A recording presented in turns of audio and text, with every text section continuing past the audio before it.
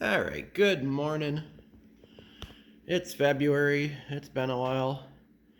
Where am I at? Well, the Gilmore special here has come along pretty far since the last video. I guess for starters, we'll start where I started. Got the front axle in, 1940s juice brakes. Redid all my suspension pieces in the Model A part so it all work. It should all work. A couple of tweaks and bends I think I gotta do yet. I know I gotta fix the mounts here for the steering box. I gotta re-drill those holes. I'll weld them up, re-drill them because the angles can be different than what the Model A was. And I still gotta re-bend this and get that to where I want it. The water pump. Everybody asked me about the water pump. Well, as you can see, this is how low we got it. I got it channeled about 4 inches over the frame. And the engine came up about an inch, so it wasn't so low. And with this, I think that's a 4-inch drop front axle, and this thing sits low. You want to keep the profile of the radiator low too. On a Model A, the water pump bolts to the head, and by the time you get the fan on there, it's sticking way up here, so that wouldn't work. And yeah, it is mostly a race car, so you probably don't need a fan, but you're gonna drive it. What fun is that if you can't drive it in a street? So I've been pondering this for a long time. So basically this is a I think it's like a 1942-43 Chevy 216 water pump. And I made the aluminum adapter, and that pipe there pushes the water into the block instead of before the Model A would actually suck the water out of the head. So it would, siphon through the block and then suck it out. Now it's more like a traditional engine. It's pushing it into the bottom of the block and it'll come out the top. I still got to put my nipple on here for the hose, but I don't know where it's going to be yet for the radiator because we haven't figured out the radiator yet. So now it's going to have a fan and a water pump, and sticking a generator on there just to keep it old school looking. I got to modify that bracket yet a little bit. It's not quite where I want it to be, but it's close. And then I made a header for it because I like making headers. Well, not really, but it's fun. And the intake. I had to make the intake too because I screwed up. I made the header first, and then I realized that the intake wouldn't fit, so I had to make the intake. But that turned out cool. I like the way that looks.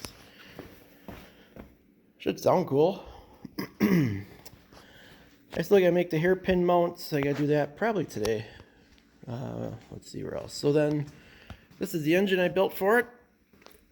Fairly bone stock Model A motor because you can't buy any performance stuff at the moment. It's either on back order indefinitely or they're discontinued. And I'm not waiting until summer. So this engine is a pretty decent engine. It's not rebuilt. This has got new rings, cleaned it up really good, re-shimmed all the bearings, new valves. It's nothing spectacular, but it should be a good runner. We are going to run the Lighten flywheel and the late model V8 clutch, so that'll lighten that up a little bit. Got that sitting over here. So that's that. This past week I've been just trying to get the body, and we all know the body is just basically Swiss cheese and rotten, and most people just make this lawn art. But it's gonna be good enough for a race car, but it makes it a little bit more interesting to get it all to sit and be strong and not shake. So the subframe that was in here was okay, but not great. And since I channeled it, made a whole new subframe, tied everything in. Now, even though this door latch doesn't work, this door actually closes. Where before, this sat down almost 3/4 of an inch. You had a pickup on it to get the door to close. So I got the body pretty square again. It's not perfect, but it's not that good of a body. Z'd the back half of the frame, brought that up, I don't know how many inches. Took about 4 leaves out of the spring pack for the rear end. Redid the rear end. It's got juice brakes in the back. Oh yeah, and there's plenty of clearance in here. I already tested all that, so that'll work. I gotta finish a couple little pieces in here in the floor. I can make this floor section in the middle. Until I get the seat, I really don't know how far back to make the floor, then my kick up to come up for the dividing wall. So I'm waiting on that. Tires are on. Those are kind of cool. It sits really cool when it's on the ground. So yeah, this is where I'm at in the Gilmore Special. And this is going to be racing at the showdown at Sanford Field this July out in Hillsboro, Wisconsin. And it's a flyhead race for flyhead engines. Workbench, yeah, messy. I got garbage everywhere.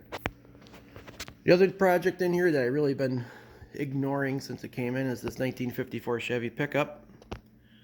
Cool little truck. It's got a 235 in it.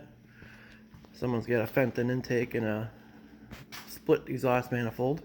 So that's kind of cool. Actually, it's not a Fenton intake, but it's got Fenton exhaust. Problem with this one is, well, the carburetors are way screwed up, and it needs a ring gear or a flex plate. And you're probably thinking flex plate. This particular truck has the hydromatic 4-speed in it, which is pretty rare. Actually, when I talk to people about it, they're like, really? And I was kind of shocked too when I saw it, but yeah, it's the big old cast iron hydromatic 4-speed, and it's from the factory. So it's a flex plate, and you can't buy them no more. You can't buy them since probably 1960, from what I've been reading. So I'm not exactly sure how I'm going to fix that. I got a couple ideas, but I think this week will be the day when I finally pull the tranny out and get that flex plate out and see just how bad it is. But there's one spot in it where the starter doesn't even catch on it no more. It just grinds and grinds, and they put a new starter in thinking that was going to cure it, and no, it needs a ring gear. But it runs good. Body's pretty decent. It's got some mud in it, a little bit of rust, but considering, it's not bad. So it's just been sitting in here, and it's kind of in the way, so it needs to kind of go. So I guess I'm gonna have to kind of work on it. Whatever. The big block, I am waiting for parts. I'm sure that's the story in everybody's world. Waiting for the cam. I got the bottom end all together, new rings, bearings, honed out, cleaned out, and I need a cam, and I ordered the cam, and it's not going to be here until they don't really know. So that's on hold. So the heads and all that are just sitting here. That's about it. I got carburetor to rebuild. Probably do that, rip that apart today. Had a bunch of transmissions come through this winter for rebuild. Had a couple carburetors come through for rebuild. It's been a pretty steady winter, which I'm okay with because that makes my winter go by quicker. Winter here's been pretty blasé, I guess. We haven't gotten much snow. It's been cold.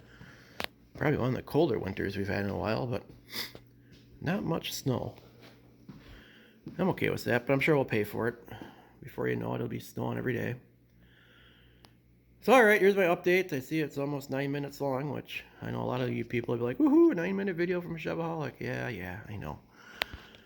Alright, I gotta get crack-a-lacking here. I got stuff to get done, and I'm burning daylight. I'll get another one up when I get another one up, so later, guys.